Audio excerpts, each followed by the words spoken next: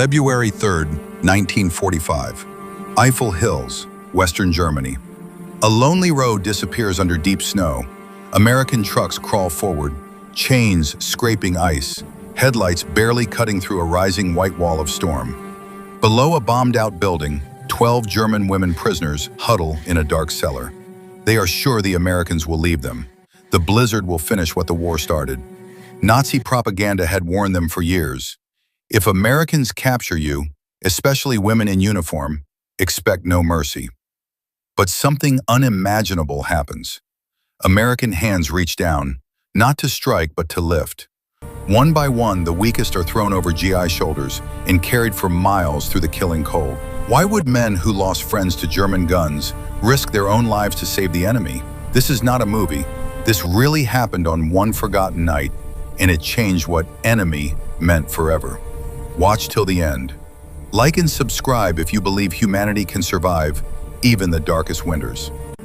Winter 1944-45 was the coldest in decades. In the Eifel Hills, snow lay meters deep. Wind cut like a knife. Even without bullets, soldiers froze in their sleep. Hitler's last big attack, the Battle of the Bulge, had collapsed. 19,000 Americans died pushing the Germans back. Now U.S. units were moving again toward the Rhine. Behind the broken German lines, everything was chaos. Among the stragglers were women from the Wehrmacht auxiliary units, signals girls, clerks, nurses, many barely 20 years old. They had been told they would work safely in offices. Instead, the front caught up with them. One group of 12 marched through the slush near a village the Americans called Hildorf. Thin boots, soaked skirts, one tiny medical bag between them. They had been taught to fear American captivity more than death. Propaganda said, they will shame you, starve you, treat you like animals. But reality was different. They saw German officers drive past in trucks while they walked. They heard over 100,000 German soldiers had already surrendered in the West, and most were treated correctly. One of the women, Anna, kept a secret diary. She wrote, "We were more afraid of the cold than of the enemy. Snow does not care if you are German or American."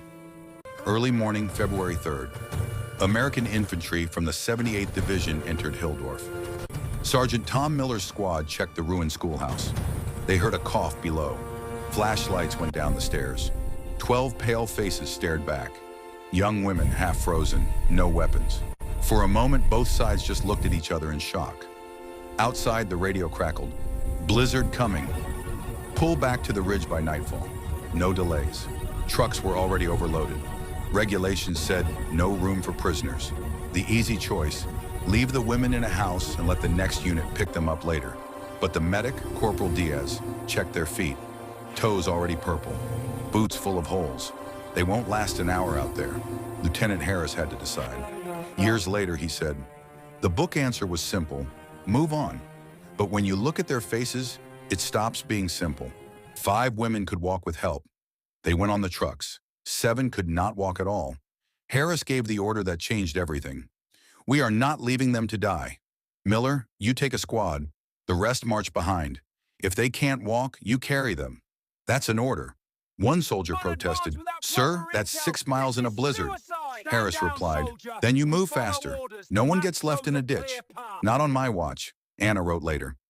"I saw an American mime lifting something onto his shoulders and point at me. Only then did I understand. They would not abandon even the weakest." The storm hit like a wall. Visibility 0. Wind 60 kilometers per hour. Temperature minus 15 degrees Celsius and falling. They tied a rope around everyone's waist. American, German, American, German. Sergeant Miller led, Diaz in the middle, another sergeant at the rear. 2 women couldn't stand. Miller put one on his back. Private Jenkins, only 19, took another. They dropped their own heavy packs in the snow to make room. Every step was a fight. Boots sank to the thighs. When someone fell, the rope jerked everyone. Young Jenkins slipped and cried. "I can't feel my hands," Diaz shouted back. "If you can complain, they're still alive. Keep moving." Anna felt guilty. "I wanted to tell him to leave me. I was the enemy. Why should he freeze for me?" One woman passed out and hung from the rope like a sack. Miller said, "We rotate every 10 minutes. Drop packs if you have to." They threw away food, socks, ammunition, just to carry her. They marched for hours. Some soldiers started seeing things in the snow. Lights, houses that weren't there. Finally, a real light appeared in an American field hospital. Warm air, the smell of coffee and medicine. Medics cut away frozen boots, checked temperatures. Some women were down to 32 degrees Celsius. They expected rough treatment. Instead, warm soup, blankets, gentle voices. Anna wrote, "They gave us the same blankets as their own wounded." I watched a nurse cover an American boy, then cover me from the same pile. That sameness broke something in my heart. A young German nurse whispered in shock, "So much food just waiting? We fought such a rich enemy." One American private asked quietly, "Think they would have done the same for us?" Diaz answered, "Doesn't matter. We did it so we can sleep at night." Sergeant Miller later said, "I hated the German army. I'd seen our boys come back in pieces, but carrying those women, I stopped seeing uniforms and started seeing faces." All 12 women survived. Some lost toes, but all kept their lives. After the war, Anna spent a year in a British POW camp. She married, had children, and kept her diary hidden. Miller and the others went home, worked normal jobs, rarely spoke of that night. Decades later, historians found Anna's diary and old interviews with the American soldiers. One short line in a U.S. Army report from February 1945, escorted 7 female prisoners to rear aid station in extreme weather, all delivered alive. Anna wrote to a historian before she died, "Because they carried us, I could later carry my own children." One night in the snow became many lives afterward.